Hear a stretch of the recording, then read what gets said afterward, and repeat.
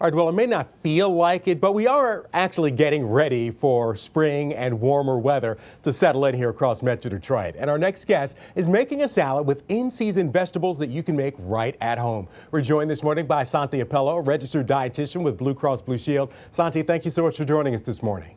Thanks for having me. Yeah, you're right. I mean, I've got some snow flurries in the back. It doesn't quite feel like spring yet. Which means that we have to make it feel like spring on the inside, and that's what you're going to be doing with us today. What are you making?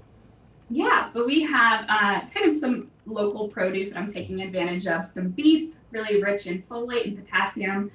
We've also got some arugula to kind of add a peppery flavor to the dish.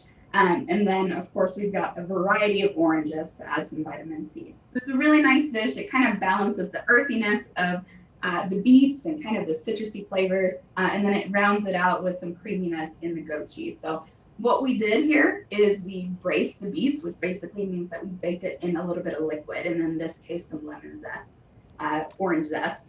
And then while that was cooking, kind of cut out these beautiful variety of oranges, including raspberry oranges, maple oranges, and caracaras. You can choose any you like. But kind of chop those up really thinly and then pair them together with those beautiful beets and top it with some of the arugula, walnuts, and then a little bit of dressing. And so the dressing is delicious and it kind of rounds out the acidity of the dish, and a little bit of honey and shallots. So delicious. Yeah, it seems beautifully balanced with, the crunchiness of the walnut, the creaminess of the cheese, the greens. I mean, it looks like a beautiful dish. How long does it take to braise beets if we want to make this at home? Only 40 minutes. So you could be done and entertained with this dish in an hour. And another great thing about using local produce and using in season is that not only does it taste better, but it's also better for the environment because we don't travel as far with these veggies, and of course we can support local farmers that way. That's right. So a lot of benefits all around for the environment, for the economy, and of course for our bellies, because we want something that tastes good too.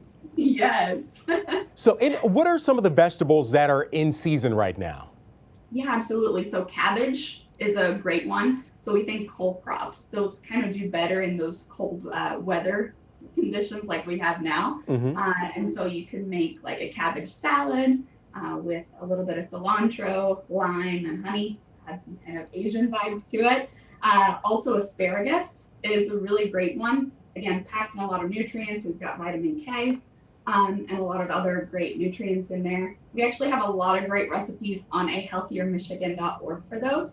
And I also want you to take advantage of all the herbs right now because they are growing really well here in the early spring and just add some nice freshness to a lot of dishes. Oh, absolutely. A real burst of flavor. Now, you made the dressing for this as well. How detailed or how difficult is it to make that dressing?